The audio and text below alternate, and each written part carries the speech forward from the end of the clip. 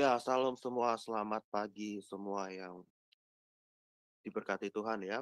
Selamat pagi Indonesia dan malam hari di Amerika Serikat dan juga tengah malam ya di waktu Eropa. Dan pada kesempatan kali ini kita kembali di renungan pagi dengan kitab Wahyu ya, yang akan nanti renungan dan seringnya akan disampaikan oleh Bapak Pendeta Daniel Palungan MNIS MTH Demin. Sebelum kita ke acaranya, kita akan buka dulu dengan doa. Mari kita bersama-sama bersatu dalam doa. Bapa kami yang di surga, terima kasih ya Tuhan atas kesempatan pada pagi hari ini kita dipertemukan kembali di Zoom meeting pada pagi hari ini untuk membaca kebenaran firman-Mu, kemudian sharing renungan pada kitab Wahyu ya Tuhan. Ya Tuhan, selalu sertai kami dengan Roh Kudus-Mu, agar apa yang nanti disampaikan oleh hamba-Mu, Bapak Pendeta Daniel Palungan, bisa meresap di hati kami dan mampu membuat iman kami semakin teguh dalam menyambut kedatangan-Mu yang kedua, ya Tuhan. Dan semoga segala peralatan yang kami pakai lancar bisa kami pergunakan dengan baik. Dalam nama Bapa, Putra, dan Roh Kudus, haleluya, amin. Oke, sebelum kita ke Bapak Daniel Palungan ya, pada hari ini Selasa 16 Agustus 2023 ya, karena besok kita udah merayakan ulang tahun kemerdekaan Republik Indonesia ya. Dan pada kesempatan kali ini kita akan buka dengan sebuah lagu pujian dari Ibu Murni Brandes from Germany dengan judul Besar dan Ajaib Karyamu.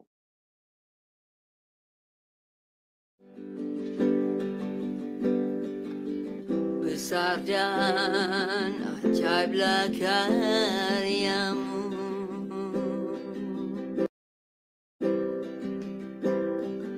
adil dan benarlah jalanmu, Raja segala bangsa yang Maha Kuasa, mulia namamu.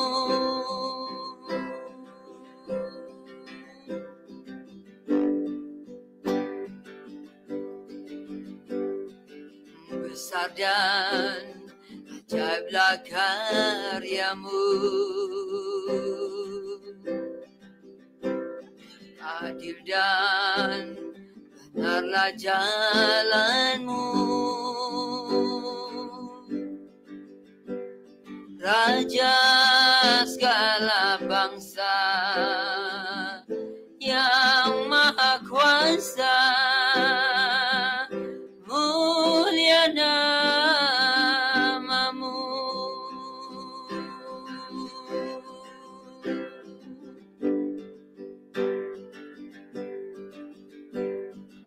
Layaklah segala bangsa sujud kepadamu,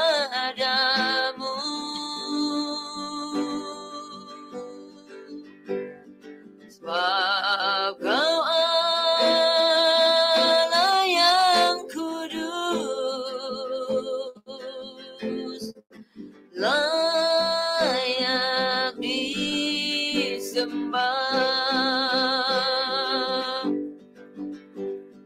Layaklah segala bangsa sujud kepadamu,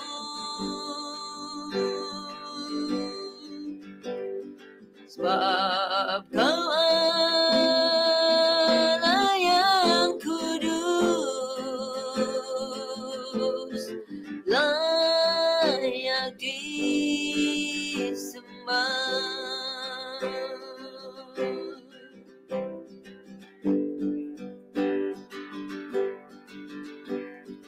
Besar dan ajaiblah karyamu, adil dan benarlah jalanmu, Raja segala bangsa yang maha kuasa, mulia namamu.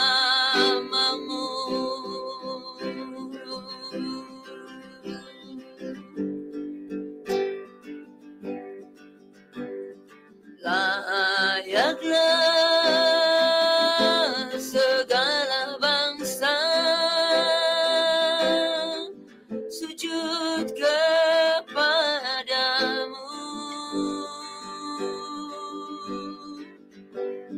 sebab kau Allah yang kudus, layak disembah, layak disembah.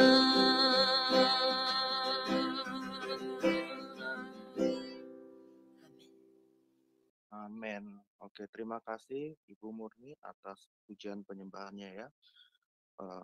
Sungguh besar dan ajaib karyamu, Allah yang kami sembah ya. Dan semoga dengan lagu ini semakin menguatkan iman kita. Dan pada kesempatan kali ini kita akan membaca kitab Wahyu pasal 6 yang akan dibacakan oleh Pak Antara. Silakan Pak Antara. Keenam meterai pertama dibuka, 1-5, Wahyu 6. Maka aku melihat anak domba itu membuka yang pertama dari ketujuh meterai itu. Dan aku mendengar yang pertama dari keempat makhluk itu berkata dengan suara bagaikan bunyi guru, "Mari." Dan aku melihat sesungguhnya ada seekor kuda putih dan orang yang menungganginya memegang sebuah panah dan kepadanya dikaruniakan sebuah mahkota. Lalu ia maju sebagai pemenang untuk merebut kemenangan. Dan ketika anak domba itu membuka meterai yang kedua, aku mendengar makhluk yang kedua berkata, "Mari." Dan majulah seorang kuda lain, seekor kuda merah padam, dan orang yang menungganginya dikaruniakan kuasa untuk mengambil damai sejahtera dari atas bumi, sehingga mereka saling membunuh, dan kepadanya dikaruniakan sebilah pedang yang besar. Dan ketika anak domba itu membuka meterai yang ketiga, aku mendengar makhluk yang ketiga berkata, "Mari." Dan aku melihat sesungguhnya ada seekor kuda hitam dan orang yang menungganginya memegang sebuah timbangan di tangannya.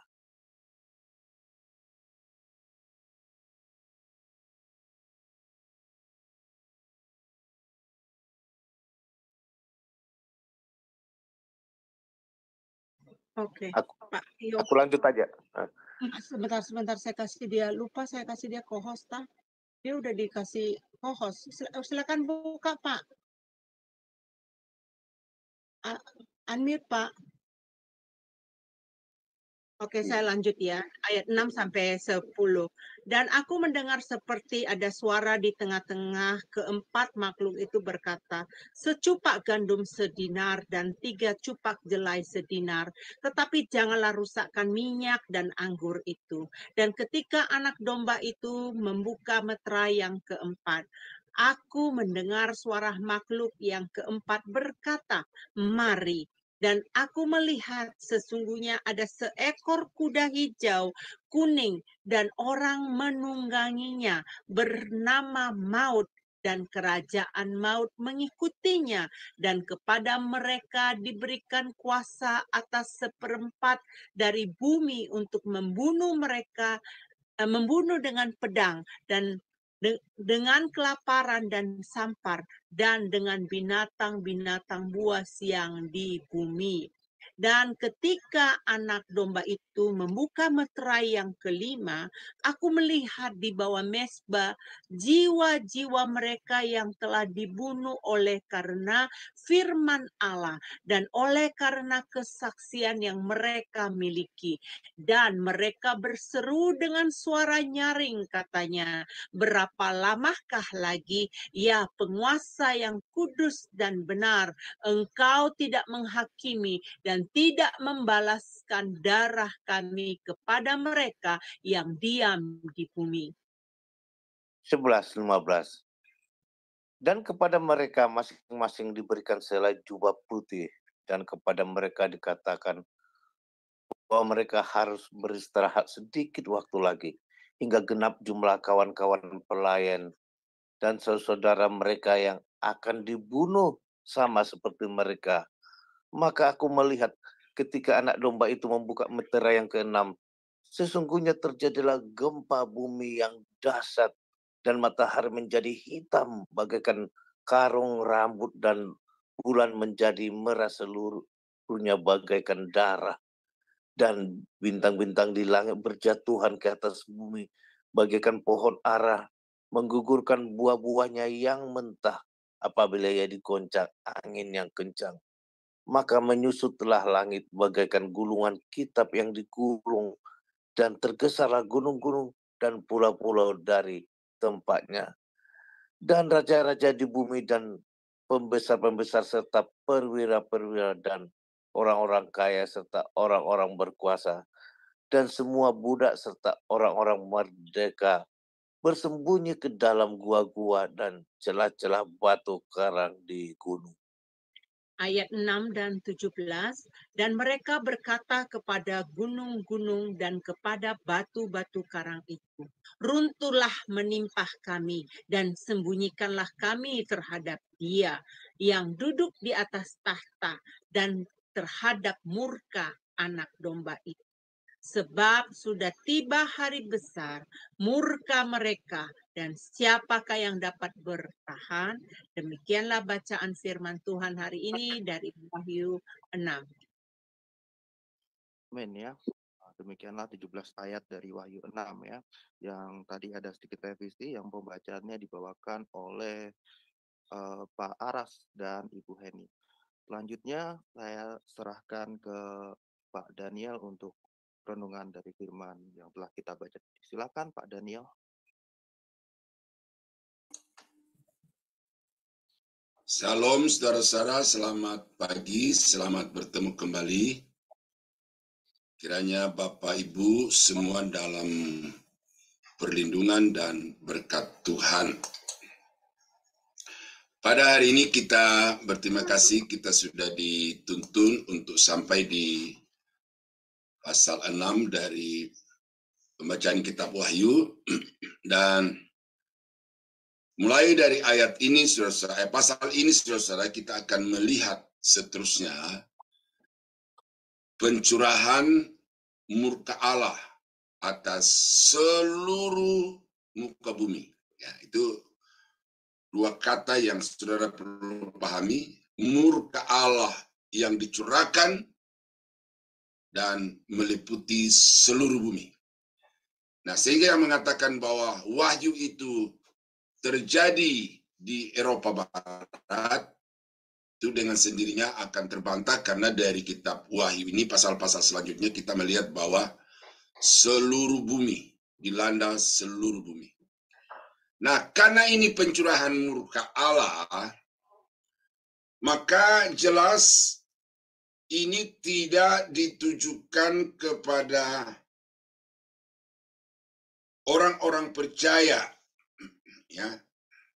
Tidak akan dialami oleh orang-orang percaya, karena dikatakan dalam suratan Rasul Paulus, sebab Allah tidak menetapkan kita untuk mengalami murka, ya, tidak menetapkan kita untuk mengalami murka, tetapi untuk menerima keselamatan yang akan diberikan oleh anaknya Yesus Kristus, baik di sekarang ini maupun di dunia yang akan datang. Jadi saya bacakan itu ya. Dari 1 Tesalonika pasal 1 ayat 9 dan 10. Sebab mereka sendiri bercerita tentang kami, bagaimana kami kamu sambut dan bagaimana kamu berbalik dari berhala-berhala kepada Allah untuk melayani Allah yang hidup dan yang benar. Dan untuk menantikan kedatangan anaknya dari surga. Menantikan kedatangan anaknya dari surga yang telah dibangkitkannya dari antara orang mati, yaitu Yesus yang menyelamatkan kita dari murka yang akan datang. Nah, jadi murka yang akan datang itu ya ini, Wahyu pasal 6 sampai Wahyu pasal 19 ya. Jadi kalau ada gereja atau ada pendeta yang mengajarkan bahwa gereja akan masuk ke dalam masa tribulasi, maka ini agak berbeda dengan paham doktrin eskatologi saya gitu. Karena jelas di dalam Alkitab bahwa satu periode waktu di dalam masa dispensasi itu adalah satu masa di mana antikris akan berkuasa atas seluruh muka bumi, tetapi kemudian juga itu satu masa di mana Allah akan mencurahkan murkanya ke atas seluruh muka bumi, dan kan itu di dalam Wahyu pasal 6 sampai 19 nanti kita akan menemukan 9 kali kata murka dan 12 kali kata hari penuh malapetaka. Nah, jadi orang-orang yang di bumi itu akan melewati hari-hari yang penuh dengan malapetaka, dan hari penuh malapetaka itu ditulis 12 kali di dalam pasal-pasal yang saya sebutkan tadi. Nah, jadi karena itu maka di sini penghukuman akan dijatuhkan kepada mereka yang diam di bumi, yang tidak mengalami rapture, ya, yang tidak mengalami pengangkatan, karena gereja diangkat di awal masa tribulasi. Ya, saya kombinasi ini dengan paham eskatologi ya, yang saya ajarkan dan yang saya pahami, yang saya percayai juga maksud saya gitu, supaya saudara bisa melihat bahwa Kitab Wahyu ini tidak berlaku sepanjang zaman. Ya, Kitab Wahyu ini tidak berlaku sepanjang zaman karena banyak orang ketika membaca Kitab Wahyu ini mereka katakannya ini sekarang ini.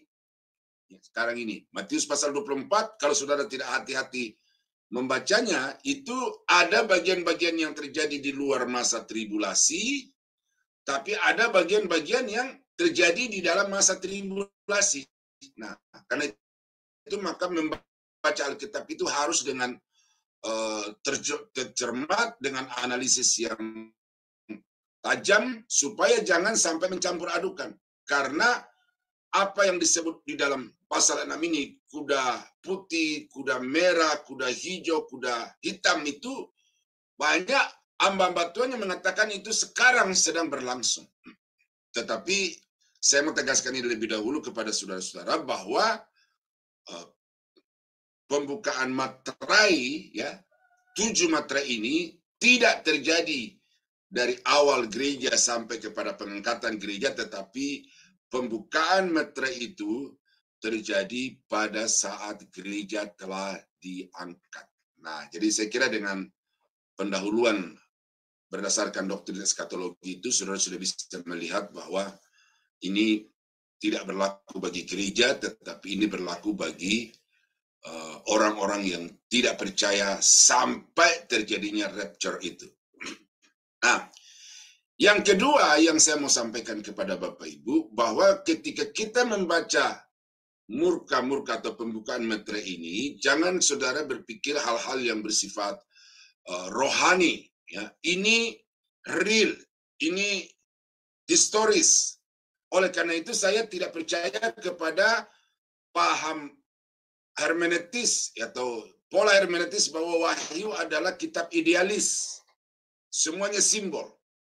Bagi saya, historis, literal. Nah, karena itu penghukuman-penghukuman yang akan dicurahkan Tuhan di dalam pasal-pasal yang akan kita baca ini nyata, tidak bisa diartikan macam-macam. Nah, oleh karena itu saya tidak akan banyak menafsirkan di sini, hanya akan memperlihatkan kepada saudara dari Alkitab ayat-ayat yang memang ya menunjukkan itu terjadi seperti itu.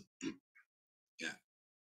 Maka aku melihat anak domba itu membuka yang pertama dari ketujuh meterai itu, dan aku mendengar yang pertama dari keempat makhluk itu berkata dengan suara bagaikan bunyi guru, mari.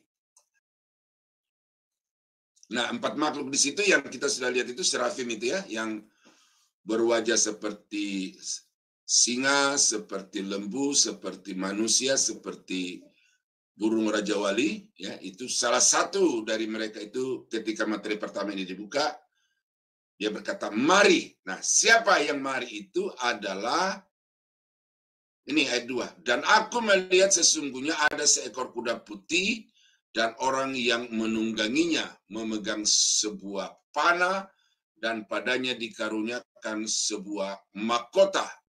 Lalu ia maju sebagai pemenang untuk merebut kemenangan. Nah, ini kuda putih dan orang yang menungganginya itu seorang pahlawan yang gagah perkasa, maju dimanapun dia mengadakan peperangan itu dia mengalami kemenangan, dan dikatakan di sini kepadanya dikaruniakan mahkota. Nah, ini saudara mesti hati-hati karena di dalam kitab Wahyu itu ada dua kuda putih. Kuda putih yang pertama yang ditunggangi oleh malaikat yang tidak disebutkan namanya di sini, tetapi kuda putih yang kedua itu ditunggangi oleh Yesus, Raja di atas segala raja, itu di pasal-pasal yang akan datang nanti kita bahas itu. Nah, oleh karena itu maka kalau ada yang mengatakan ini adalah Yesus, itu keliru besar. Yang pertama, karena ada dua kuda putih di dalam kitab Wahyu. Yang kedua, kuda putih ini keluar dalam kerangka meterai.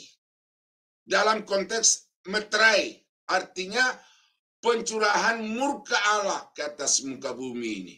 Nah, itu sebabnya maka kuda putih di sini adalah kuda dalam kerangka melaksanakan penghukuman atas muka bumi ini. Melakukan satu pembunuhan atas seluruh muka bumi ini. Nah, ini adalah pemimpin yang palsu, raja yang menawarkan dengan kemenangan, kejayaan, dan ketentraman yang palsu. Ya, ini satu itu. Karena di sini ditekankan tentang bagaimana dia menjadi seorang pahlawan, maka dia akan menjadi penguasa, raja yang palsu. Tetapi pengertian yang kedua dari kuda putih ini juga berbicara tentang penipuan, penyesatan. Berarti penyesatan merupakan satu bentuk hukuman yang Tuhan izinkan terjadi di atas muka bumi ini, dan orang-orang akan termakan oleh penipuan-penipuan itu sehingga mereka semakin disesatkan. Nah, kalau saudara baca di dalam kitab Matius pasal 24 itu nabi-nabi palsu itu. Tetapi ingat bahwa nabi palsu ini bisa terjadi di zaman gereja, tetapi juga nanti di masa tribulasi itu akan muncul penyesat-penyesat yang lebih canggih dibandingkan dengan penyesat-penyesat sebelumnya itu, dan di sini akan banyak orang-orang yang termakan oleh tipu muslihat itu. Karena itu saudara kita akan melihat nanti di dalam perjalanan sejarah tribulasi ini akan ada dua kelompok orang yang berjuang untuk saling memperebutkan manusia-manusia yang ada di atas muka bumi ini. 144.000 bangsa Israel yang dimeteraikan itu akan pergi ke seluruh dunia juga untuk memberitakan, bersaksi supaya orang-orang bertobat dan menerima anak domba Allah yang telah mereka sembelih itu, dan banyak yang diselamatkan. Tetapi kelompok yang kedua di sini yang dengan segala kekuasaan yang mereka miliki, yaitu kelompok antek-antek antikris itu juga akan memaksa orang-orang untuk tidak mau tunduk kepada keinginan-keinginan mereka, dan itu satu strategi pertama. Kedua, tetapi strategi pertamanya adalah dengan memanipulasi situasi, kondisi, dan keadaan itu. Dan inilah kuda putih. Nah, sebelum saya lebih jauh, ternyata penglihatan tentang kuda-kuda ini bukan pertama kali dilihat oleh Rasul Yohanes. Tetapi ini merupakan sesuatu pengulangan, tetapi kemudian di dalamnya ada nuansa-nuansa baru yang dilihat dan dinyatakan oleh Rasul Yohanes. Karena kalau kita baca di dalam Sakaria, itu ternyata Sakaria juga sudah melihat keempat kuda ini, warna kuda ini, kelompok kuda ini. Ya, saya bacakan ya. Sakaria pasal 1 ayat yang ke-8. Tadi malam aku mendapat suatu penglihatan, tampak seorang yang menunggang kuda merah. Dia sedang berdiri di antara pohon-pohon murat yang di dalam jurang, dan di belakangnya ada kuda yang merah jambu, dan yang putih. Nah, pasal 6 ayat yang kedua dari Sakaria, kereta pertama ditarik oleh kuda merah, kereta kedua oleh kuda hitam, kereta ketiga oleh kuda putih, dan kereta keempat oleh kuda yang berbelang-belang dan berloreng-loreng. Berbicaralah aku kepada malaikat yang berbicara dengan aku itu, apakah arti semuanya ini, Tuanku? Berbicaralah malaikat itu kepadaku, semuanya ini keluar ke arah keempat mata angin, sesudah mereka menghadap kepada Tuhan seluruh bumi.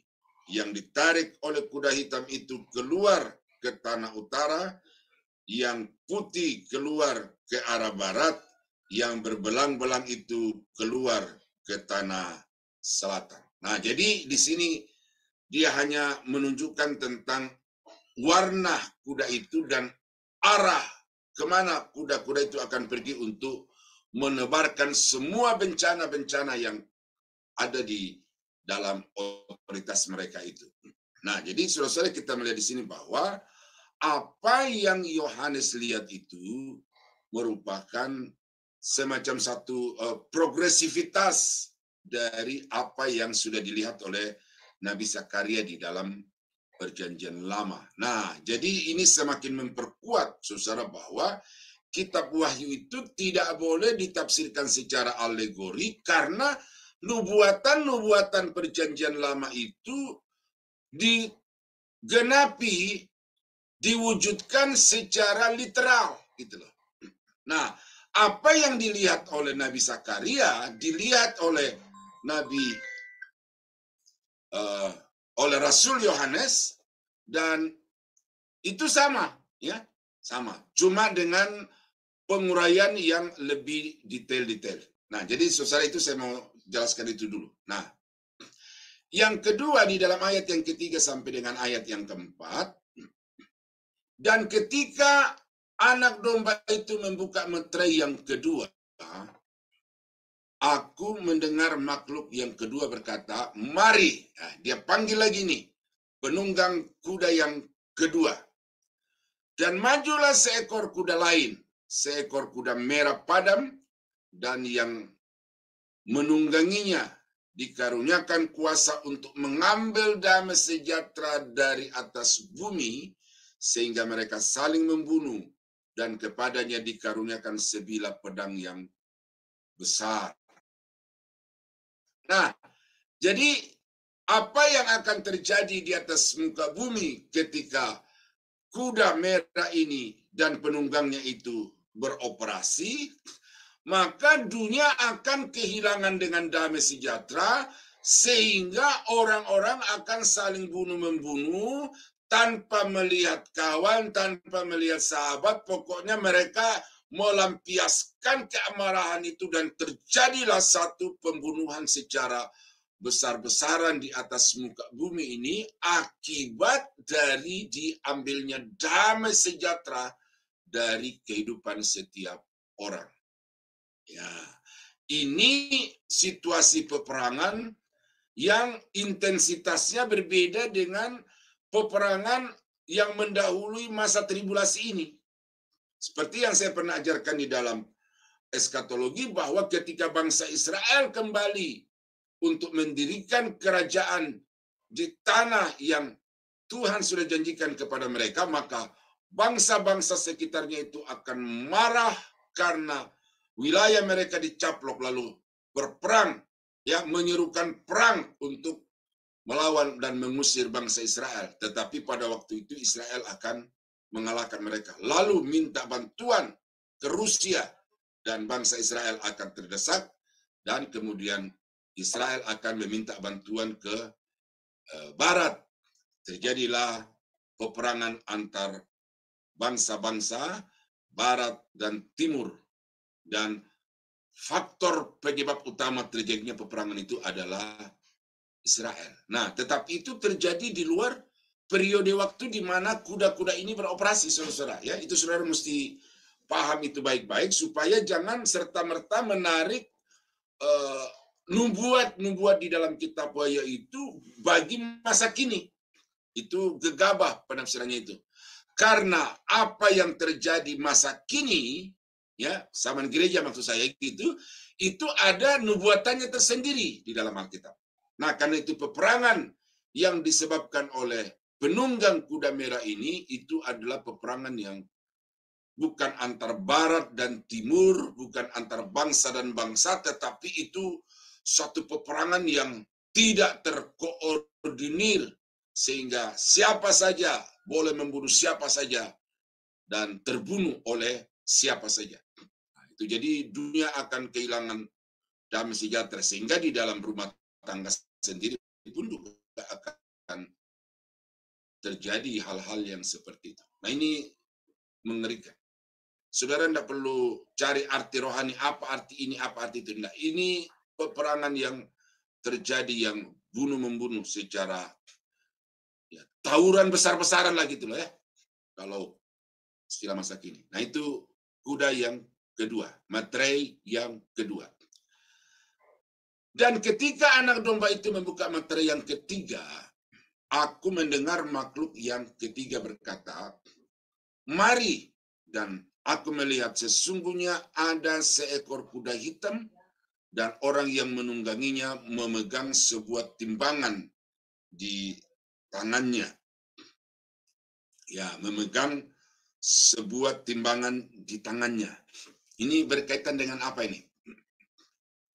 Dan aku mendengar seperti ada suara di tengah-tengah keempat makhluk itu berkata, nah ini suara ini sumbernya dari mana? Tidak dijelaskan di sini dan ini tidak perlu ditelusuri itu, ya. Tetapi apa suara itu yang perlu. Secupak gandum sedinar dan 3 cupak jelai sedinar. Tetapi janganlah merusakkan minyak dan anggur itu. Nah, secupak itu, saya coba buka kamus, itu 1/4 gantang. 1/4 gantang. 1 gantang itu 3 lebih sedikit kilogram. Nah, ada timbangan di situ kan? Jadi malaikat yang menunggangi kuda hitam ini membawa timbangan. Nah, makanya saya bawa ke sini secupak itu 1/4 dari 1 gantang. 1 gantang itu 3 kilo kurang lebih. Jadi kalau secupak berarti kurang dari 1 kilo. Gandum. Ya. Kalau kita ya beras. Ya. 1 kilo, katakan kita bulatkan saja gitu, 1 kilo gandum itu harganya 1 hari gaji. Jadi saudara bisa bayangkan itu betapa mahalnya bahan-bahan pokok. Sehingga untuk mendapatkan 1 kilo gandum itu bekerja sehari. Dan ini berbicara tentang kesulitan ekonomi. Ya. Keadaan ekonomi akan menjadi begitu sulit sehingga semua penduduk-penduduk bumi ini akan hidup di dalam kesusahan, kelaparan, dan tentu akan ada dampak-dampak dari semua itu. Nah, tetapi dikatakan di sini, tetapi jangan merusakkan minyak dan anggur itu.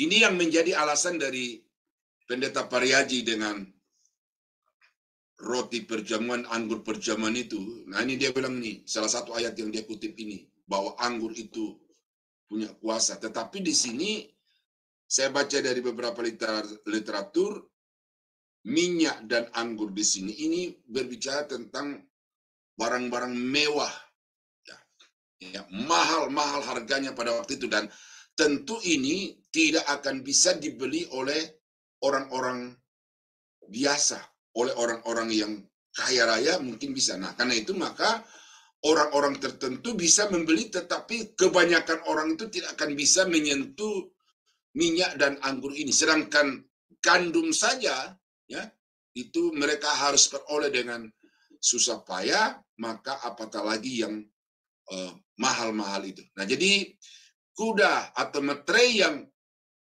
ketiga ini berbicara tentang krisis ekonomi yang melanda seluruh dunia. Ya, melanda seluruh dunia. Tidak ada satu bagian di atas muka bumi yang luput dari krisis itu. Ya. Jadi ini saudara lihat aja bagaimana situasi kalau terjadi krisis, ya itu begini keadaannya. Tetapi ini melingkupi seluruh dunia. Ya, saya hanya menegaskan aja, saudara. Ini tidak ada tafsiran apa-apa ya. Hanya menegaskan bahwa memang dunia satu ketika akan dilanda dengan krisis ekonomi yang begitu parah sehingga secupak gandum harganya 1 hari gaji seseorang. Ya. Dan ketika anak domba membuka meterai yang keempat, aku mendengar suara makhluk yang keempat berkata, "Mari, mari." Dan aku melihat sesungguhnya ada seekor kuda hijau kuning dan orang yang menungganginya bernama Maut.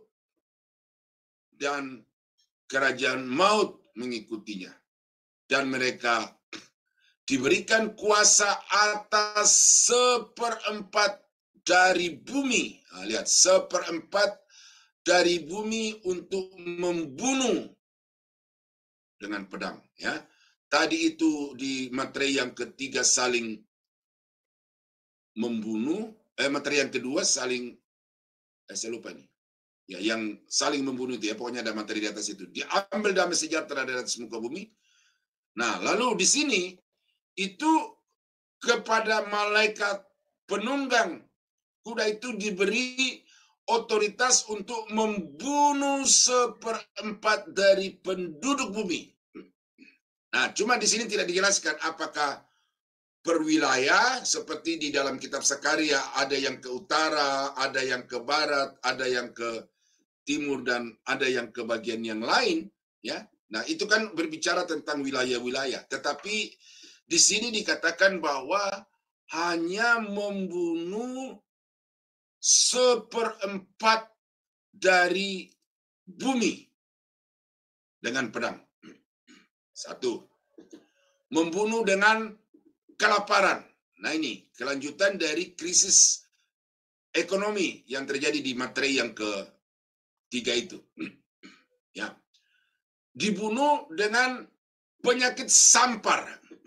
Ya. Jadi kesulitan demi kesulitan, dan kesulitan yang satu mengakibatkan kesulitan yang lain. Ya.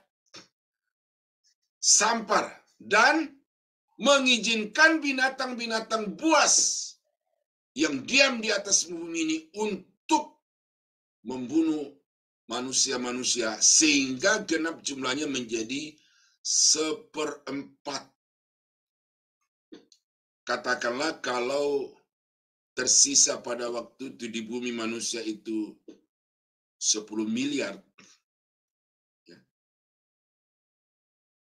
Yang tersisa yang tidak diangkat, katakanlah ada 10 miliar manusia di atas muka bumi, maka oleh kuda yang keempat atau meterai yang keempat ini itu terbunuh sebanyak 2,5 miliar. Ya. Ini angka-angka yang diumpamakan saja, saudara ya. 1/4, nah 1/4 itu. Jadi betapa dahsyatnya malapetaka itu sehingga 1/4 bumi binasa.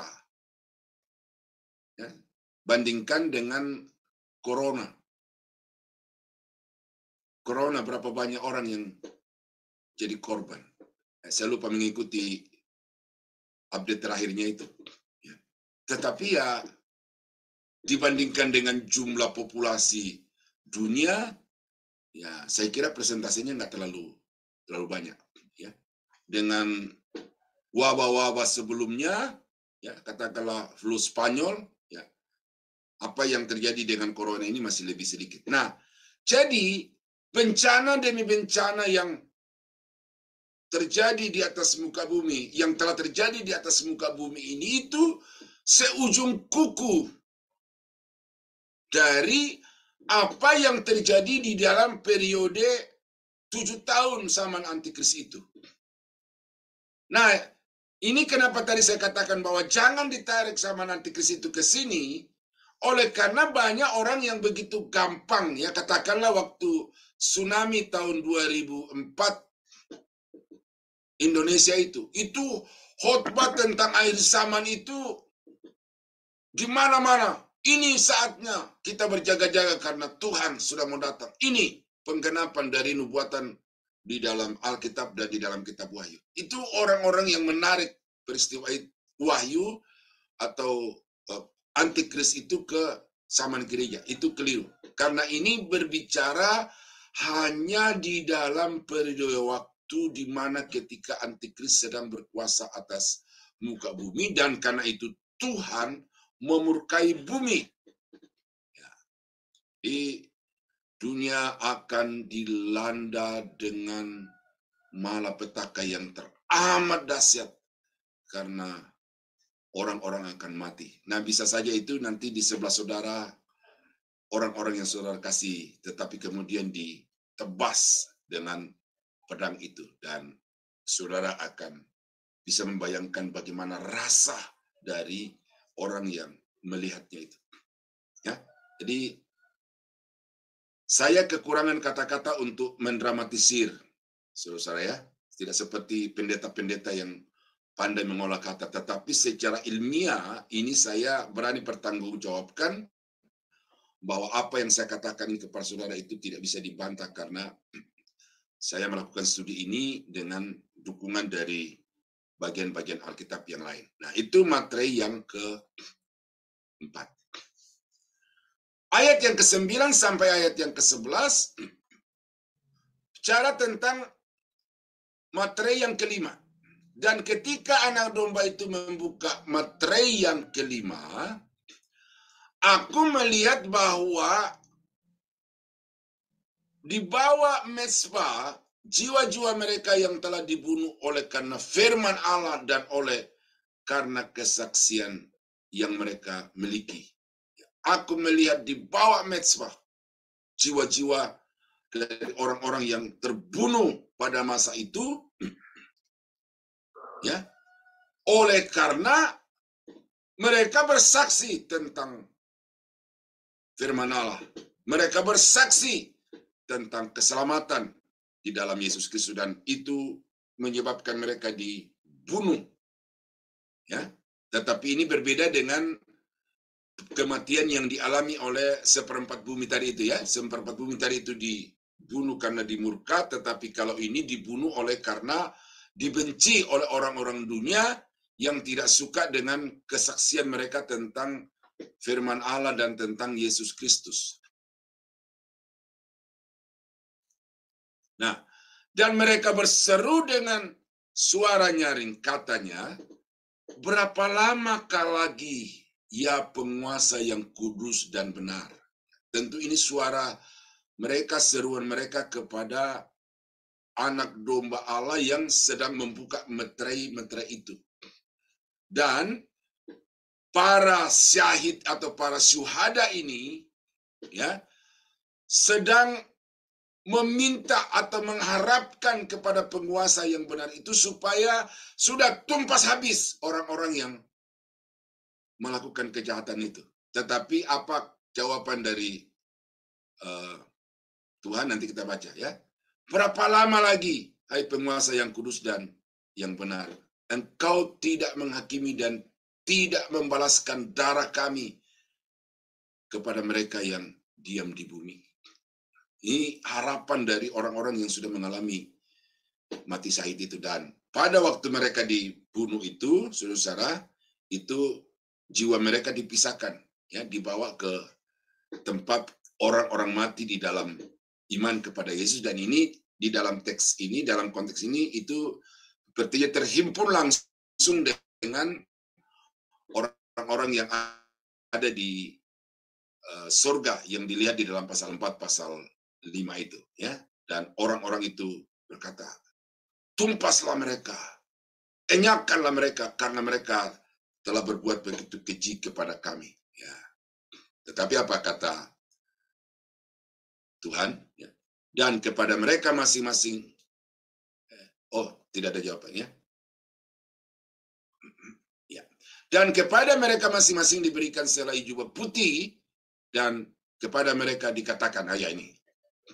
Ya, mereka sudah disucikan, sudah dikuduskan, dan pakaian-pakaian perbuatan mereka itu telah membuat mereka diselamatkan. Ya. Dan kepada mereka dikatakan bahwa mereka harus beristirahat sedikit waktu lagi hingga genap jumlah kawan-kawan pelayan dan saudara-saudara mereka yang akan dibunuh sama seperti mereka. Ya, jadi Tuhan mengizinkan itu terjadi bukan saja bagi orang-orang yang tidak mau percaya kepada Yesus, tetapi bagi mereka juga yang percaya kepada Yesus itu akan diizinkan untuk mengalami hal yang sama. Tetapi tujuannya berbeda. Nah, saudara kalau belajar eskatologi lagi atau ingat lagi eskatologi yang saya ajarkan itu, bahwa pada masa tribulasi ini terjadi penginjilan yang masif, ya, sehingga ada banyak orang yang menjadi percaya kepada Yesus. Tetapi mereka yang percaya itu kemudian mereka akan mempertanggungjawabkan keyakinan mereka dengan siap untuk menerima resiko pembunuhan dari antikris dan tentara-tentaranya. Itu sebabnya maka di dalam zaman antikris itu keselamatan adalah iman plus perbuatan. Ya, iman plus perbuatan. Ya. Tetapi kalau gereja, saudara dan saya sekarang ini, perbuatan tidak menentukan keselamatan saudara. Tetapi yang sangat menentukan keselamatan saudara adalah iman. Ya. Hanya iman. Sola fide, kata Martin Luther. Tetapi nanti di masa tribulasi, orang-orang yang diselamatkan adalah orang-orang yang beriman, tetapi membuktikan iman mereka itu dengan siap untuk menanggung resiko pembunuhan. Dari karena itu, bukan saja darah Yesus yang menyelamatkan mereka, tetapi darah mereka sendiri juga akan menjadi bukti bahwa mereka itu sungguh-sungguh beriman kepada Yesus. Nah, jadi ini mengerikan saudara, dan karena itu saya mewanti-wanti saudara. Ya, Jangan sampai seandainya nanti malam peristiwa ini terjadi dan saudara masuk ke dalamnya. Wah, itu saudara akan mengalami ini dan sangat mengerikan. Tetapi puji Tuhan, Alkitab mengatakan bahwa orang-orang yang percaya kepada Yesus itu diluputkan. Ya, di dalam surat kepada jemaat-jemaat itu, salah satu jemaat itu, oleh karena mereka melakukan firman Allah, maka diluputkan dari kesusahan yang akan melanda seluruh bumi. Nah, jadi itu hebatnya kasih Tuhan bagi kita sekarang ini, ya, dan sangat-sangat disayangkan kalau ada orang-orang Kristen yang menyia-nyiakan anugerah Allah itu. Nah, ini satu pemandangan yang dialami oleh orang-orang beriman pada masa tribulasi, ya. Yang baru beriman, ya. Baru beriman, bukan orang beriman, tapi yang baru mau beriman pada masa tribulasi. Nah, maka aku melihat ketika anak domba itu membuka materai yang ke-6.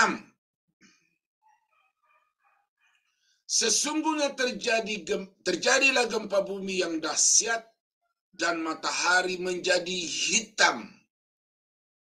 Itu kalau saudara baca di dalam kitab Yoel itu bagaikan rambut hitam pekat.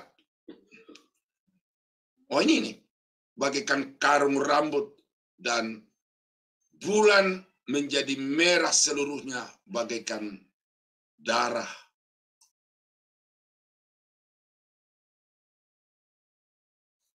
Ya. Dan bintang-bintang di langit berjatuhan ke atas bumi bagaikan pohon ara menggugurkan buah-buahnya yang mentah apabila ia digoncang angin yang kencang. Sampai di sini dulu saya mau membahas ini.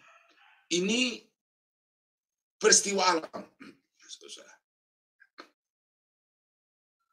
Kitab mengatakan bahwa akan terjadi satu goncangan bukan saja atas bumi tetapi atas seluruh alam semesta. Dan tata surya akan mengalami satu kekacauan yang luar biasa sehingga matahari menjadi gelap, bulan menjadi darah. Ada teman saya membuat seminar, ini saya baca di YouTube, saya nonton di YouTube. Dan di dalam seminar itu teman ini berdampingan dengan seorang saintis, ilmuwan. Lalu ilmuwan ini menyoroti peristiwa-peristiwa alam ini di masa yang akan datang dari sudut pandang keahlian dia sebagai seorang saintis.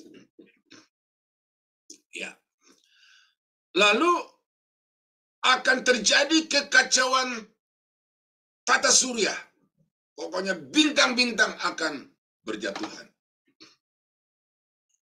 Nah, di akhir dari ceramah dari saintis itu, berdirilah kawan ini dan berkata, saudara-saudara, ini yang dahsyat, ini yang benar. Apa itu blood moon? Ya, jadi bagi dia, apa yang dikatakan oleh saintis ini, ilmuwan ini itu jauh lebih benar dibandingkan dengan apa yang dikatakan di dalam Alkitab. Ketika saya mendengar itu, saya agak sedikit tersentak di dalam dada saya karena kenapa pendeta ini lebih menjunjung tinggi ilmu pengetahuan yang dikatakan oleh seorang ilmuwan daripada apa yang dikatakan Alkitab. Bukankah jauh hari sebelum para saintis itu mengembangkan pengetahuan mereka, Alkitab sudah mengatakan bahwa akan terjadi kekacauan tata surya seperti itu. Dan saya yakin saudara bahwa para saintis ketika melakukan satu riset terhadap perkembangan alam semesta ini, mereka juga akan menjadikan Alkitab itu sebagai salah satu bacaan, literatur bacaan mereka. Saya percaya itu. Oleh karena itu, informasi dari Alkitab tentang apa yang akan melanda dunia ini, itu kemudian mereka pikirkan dan kemudian diselidiki, dan akhirnya mereka ketemu bahwa suatu ketika nanti tata surya ini akan mengalami satu kekacauan yang luar biasa. Nah, seharusnya teman saya itu berkata begini, seharusnya loh ya, saudara-saudara yang kekasih di dalam Tuhan, betapa Alkitab yang kita percayai sebagai firman Allah itu tidak dapat diragukan kebenarannya karena ilmu pengetahuan para saintis, para ilmuwan sendiri telah mengkonfirmasi bahwa apa yang tertulis di dalam Alkitab itu pasti akan terjadi.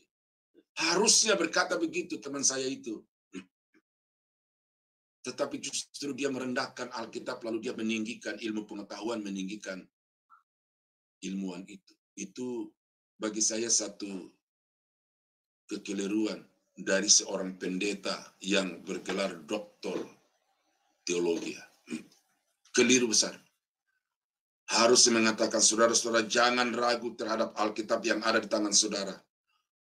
Walaupun itu kelihatannya tulisan manusia tertulis di atas kertas, tetapi itu firman Allah yang diinspirasikan oleh Roh Kudus, karena itu percaya apa yang tertulis di dalamnya. Tapi sayang pendeta ini, apa itu blood moon katanya. Nah, tapi ini, nah kalau saudara baca di dalam kitab Yoel ya, ini saya bacakan ini. Atau saya baca dulu seluruh wahyu ini baru saya baca referensi ya.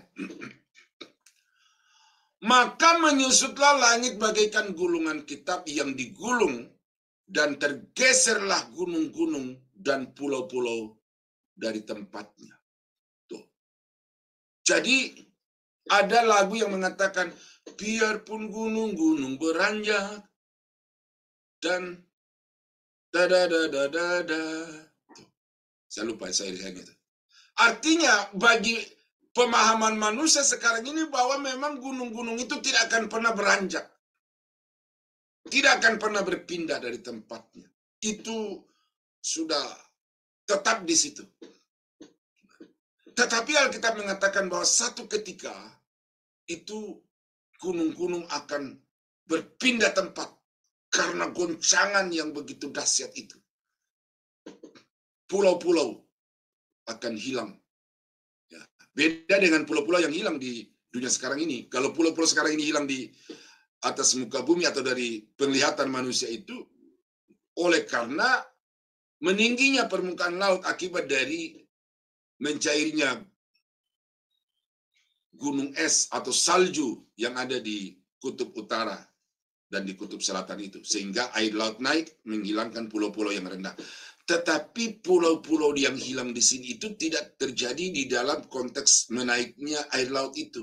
Tetapi ini oleh karena ada goncangan yang luar biasa sehingga dasar-dasar dari pulau-pulau itu akan menjadi patah. Lalu kemudian pulau-pulau yang di atas itu akan tenggelam ke dalam laut. Ya. Saya dengar saudara bahwa Pulau Ambon itu di atas batu karang, ya, di atasnya besar tetapi di bawahnya itu mengecil. Ya, mengecil, ya.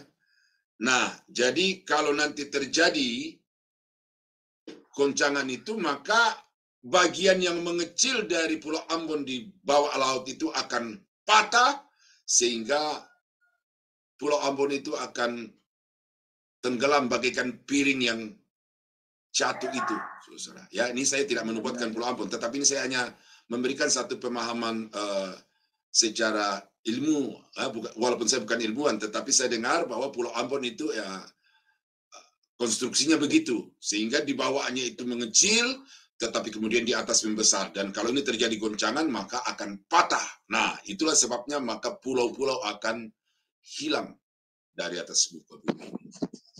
Ya, nah ini. Dan raja-raja di bumi dan pembesar-pembesar serta perwira-perwira. Nah, perwira-perwira ini kan orang-orang perkasa. Dan orang-orang kaya serta orang-orang yang berkuasa. Dan semua budak serta orang-orang merdeka bersembunyi ke dalam gua-gua dan celah-celah batu karang di gunung.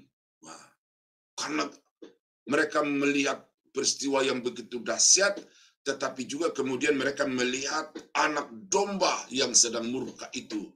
Dan apa yang mereka inginkan? Satu yang mereka inginkan adalah lebih baik mati.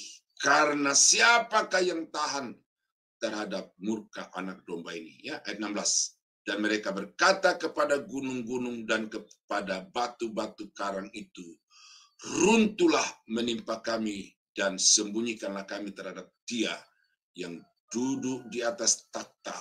Ya, ini kepada Yahweh, ya, dan sembunyikanlah kami terhadap murka anak domba.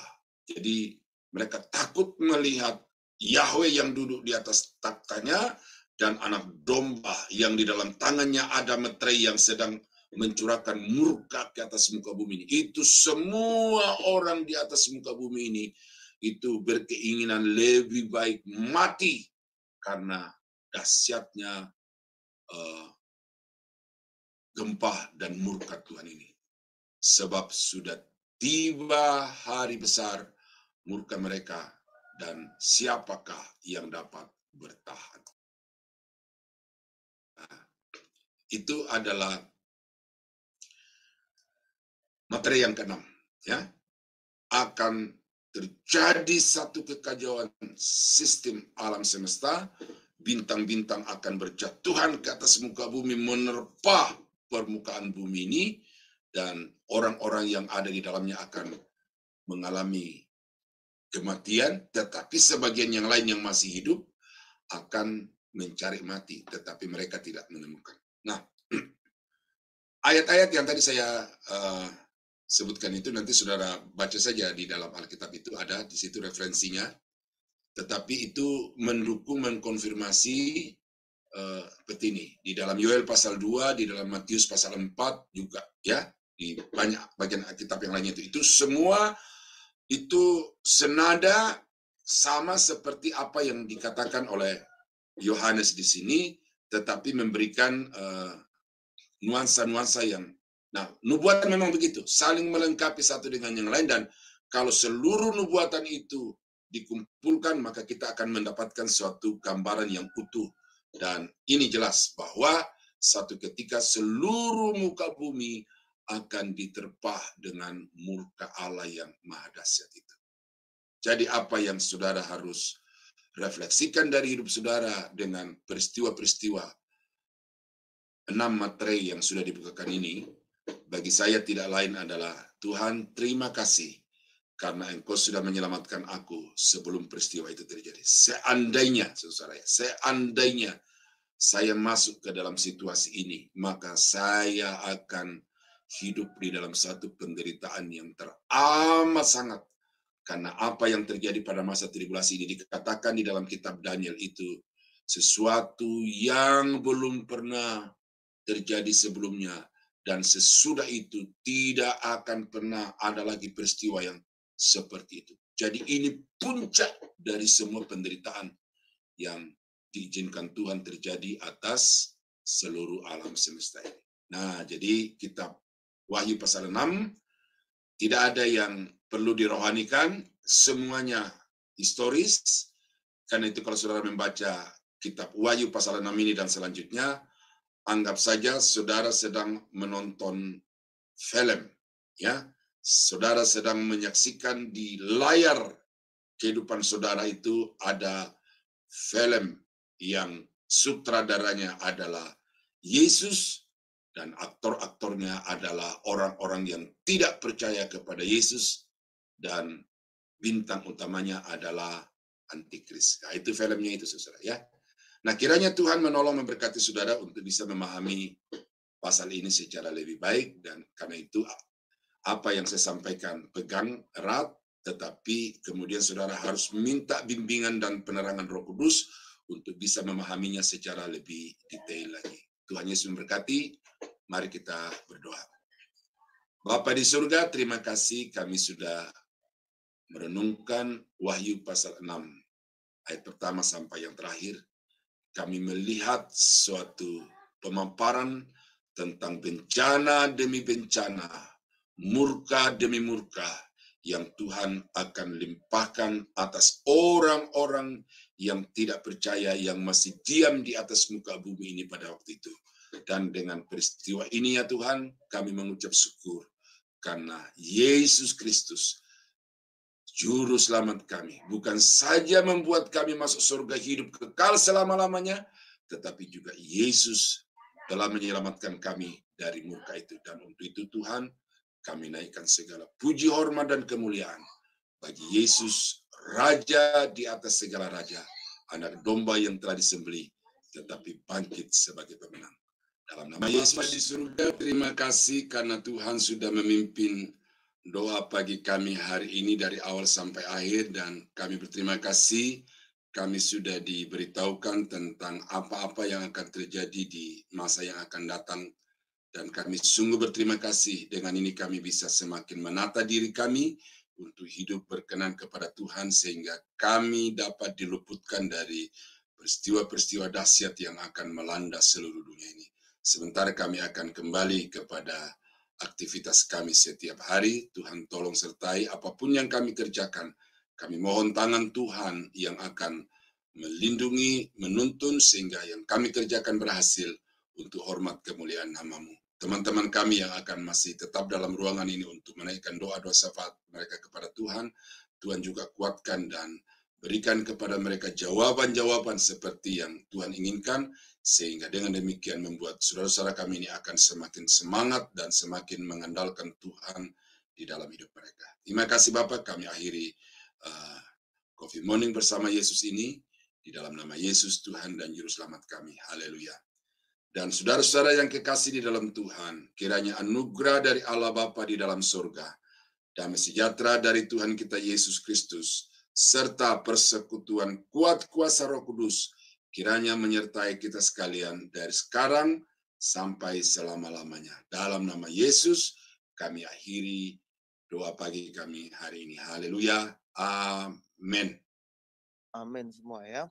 Dan selamat beraktivitas semuanya. Selamat pagi. Dan